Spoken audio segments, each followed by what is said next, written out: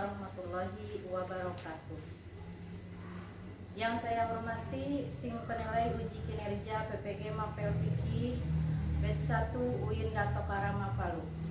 Perkenalkan, nama saya Nia Kurnia, guru Mapel Fikih di MTS Al Abror, Kampung Bojong, Desa Padasuka, Kecamatan Sukarame, Kabupaten Tasikmalaya, Provinsi Jawa Barat.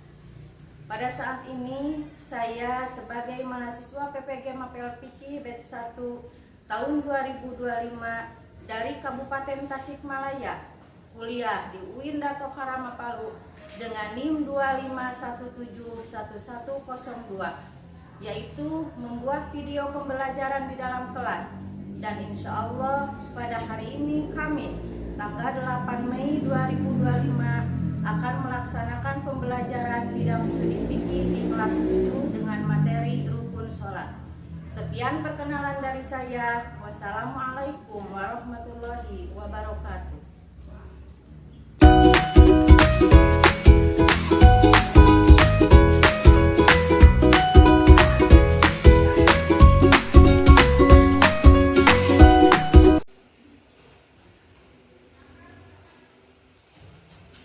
Assalamualaikum semuanya.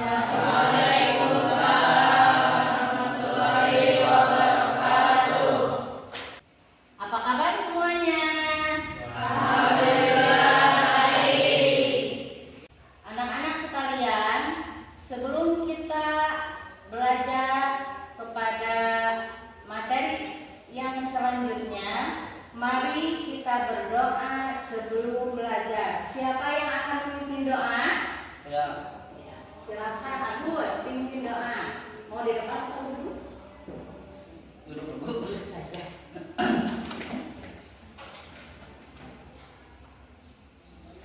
Mari kita bacakan doa sebelum belajar. Bacakan doa mulai.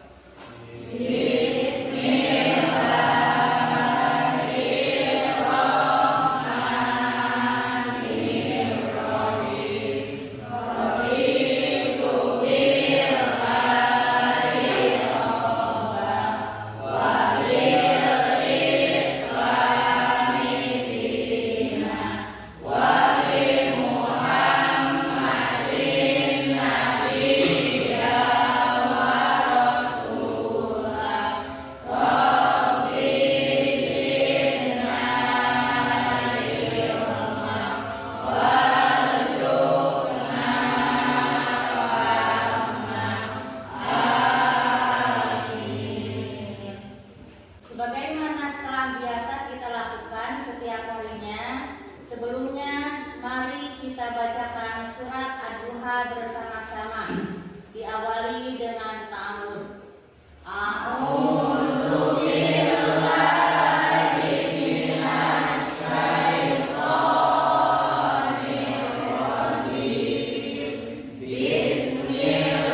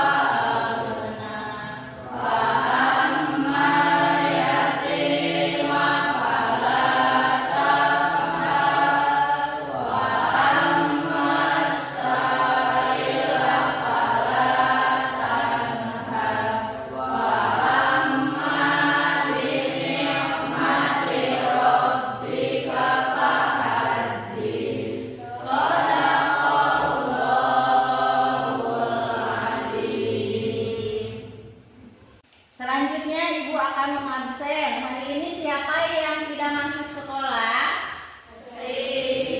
Kenapa? Sakit. Yang sedang sakit, mudah-mudahan kita doakan bersama supaya cepat sembuh. Amin.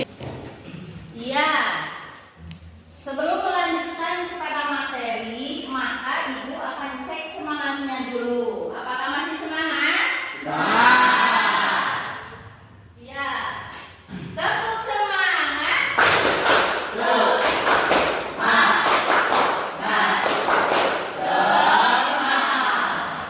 alhamdulillah semuanya masih semangat. Sebelum dilanjutkan pada materi, Ibu ingin bertanya, siapa yang tahu tentang sholat? Sholat itu apa? Ya, silakan Diana.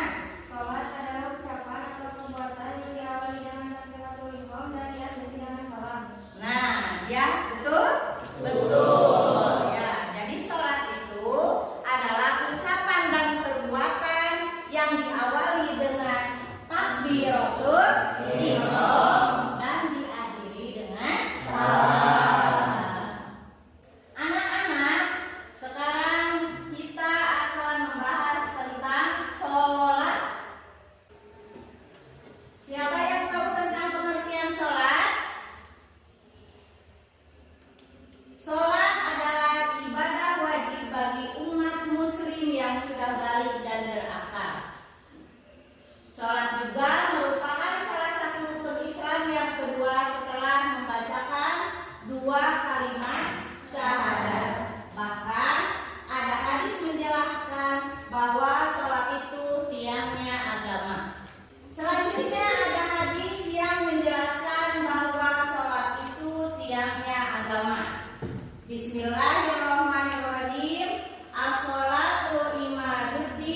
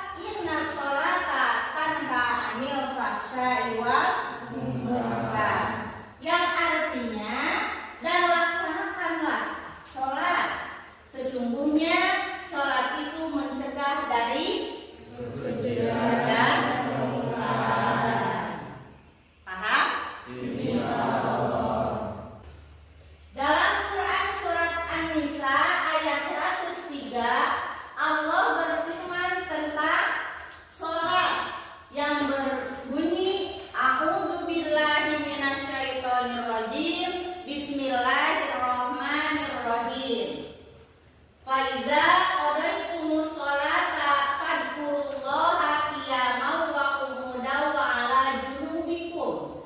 Fa idza ma'nantum faqimus sholata inna sholata kanat 'alal mu'minina kitaban mauquta. Yang artinya selanjutnya, apabila kamu telah menyelesaikan sholatmu, ingatlah Allah ketika kamu berdiri, pada waktu duduk, dan ketika berbaring. Kemudian apabila kamu telah merasa aman, maka laksanakanlah sholat. Sesungguhnya sholat itu adalah kewajiban yang ditentukan waktunya atas orang-orang yang beriman. Adapun waktu sholat, menurut fikih, waktu sholat ditentukan berdasarkan Al-Quran dan hadis. Waktu sholat fardu semuanya ada 5. Yang pertama sholat subuh. Batasan sholat subuh mulai sejak terbitnya fajar hingga matahari terbit. Yang kedua sholat duhur. Waktu sholat duhur ketika matahari condong ke barat dan bayangan benda sama dengan tingginya. Yang ketiga waktu sholat asar. Waktu sholat asar selama matahari belum memuni. Selanjutnya yang keempat waktu sholat maghrib. Waktu sholat maghrib selama awan merah belum tenggelam. Dan yang terakhir adalah waktu sholat isya. Waktu sholat isya mulai hilangnya awan merah sampai tengah malam. Dilanjutkan dengan hukum sholat. Hukum sholat terbagi 2. 1. Sholat wajib. Yang kedua sholat sunnah. Sholat wajib yaitu sholat apabila dikerjakan mendapat pahala dan apabila ditinggalkan akan dosa. Dan sholat sunnah adalah apa? Yang dinamakan sunnah adalah apabila dikerjakan akan mendapat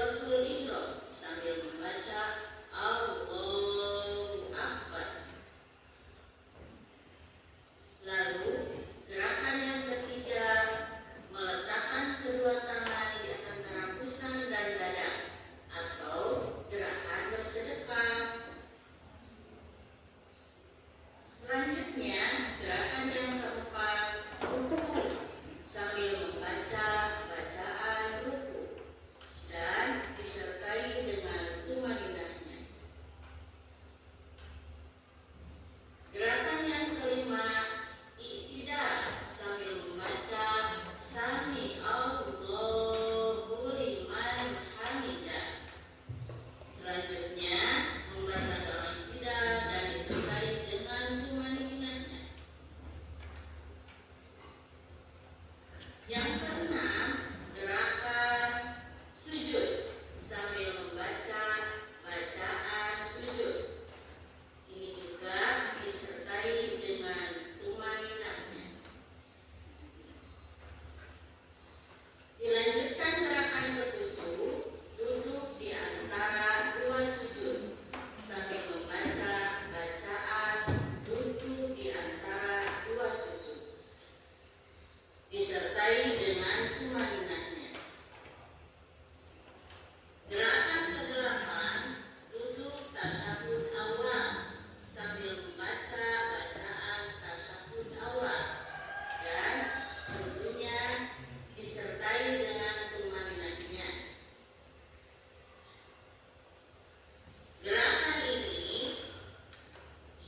Gerakan ini, duduk tasyahud awal ini dilakukan pada sholat yang jumlah rakaatnya 4 dan 3 dan dilakukan pada rakaat kedua. Selanjutnya gerakan ke-9, duduk tasyahud akhir sambil membaca bacaan tasyahud akhir. Ini juga disertai dengan tumaninahnya dan ini dilakukan pada rakaat yang terakhir.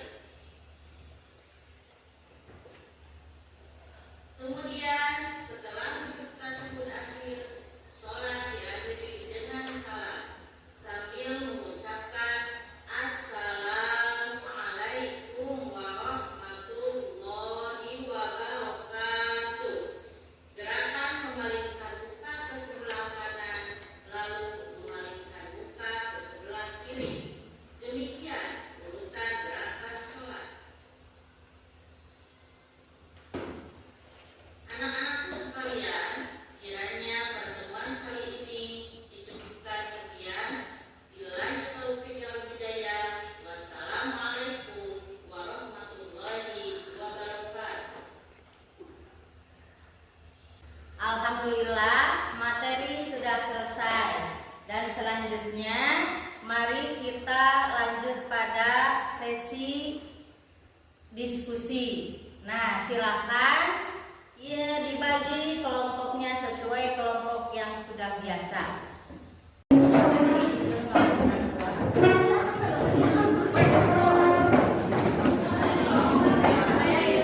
Untuk diskusi kali ini, Ibu akan memberikan salah satu media yaitu handphone untuk mencari referensi.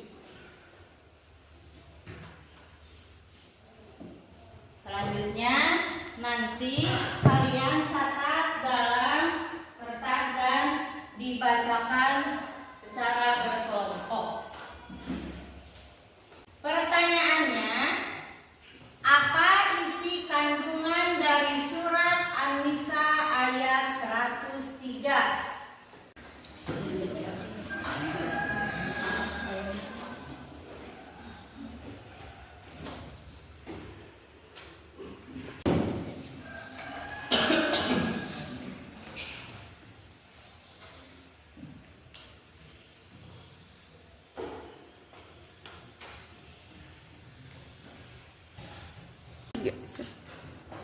Apakah sudah selesai?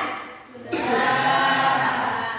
Dimulai dari kelompok 1, silakan ke depan.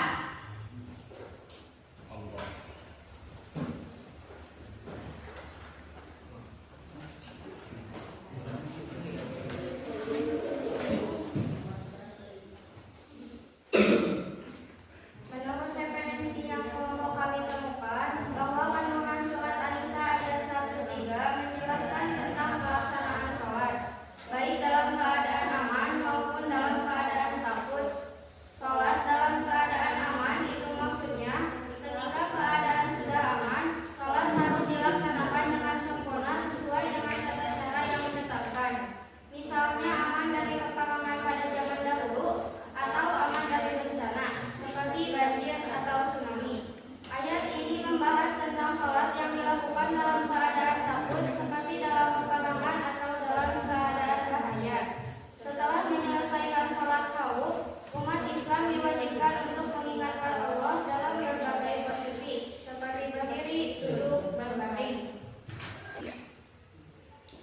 Baik, terima kasih. Beri tepuk tangan untuk kelompok 1.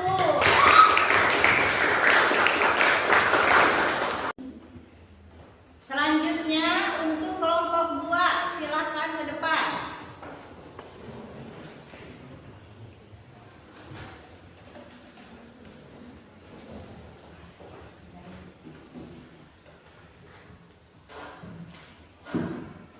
Menurut referensi yang kelompok kami temukan bahwa kandungan surat An-Nisa ayat 103 ini menegaskan bahwa sholat adalah kewajiban yang ditentukan waktunya bagi orang-orang beriman. Seperti yang tadi Ibu jelaskan bahwa umat Islam harus melaksanakan sholat dalam 5 waktu, yaitu sholat duhur, saat asar, sholat maghrib, sholat isya, dan sholat subuh. Beri tepuk tangan untuk kelompok 2. Selanjutnya kelompok 3, silakan ke depan. Yuk. Siapa yang mau ke depan?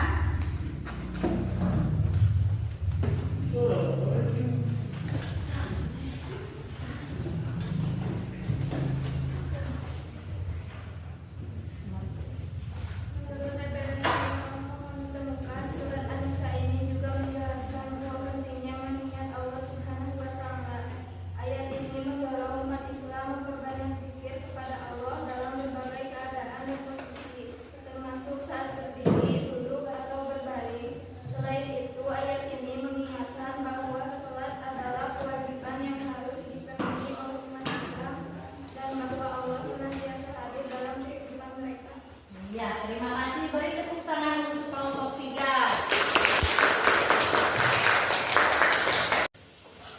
Alhamdulillah, diskusi telah selesai.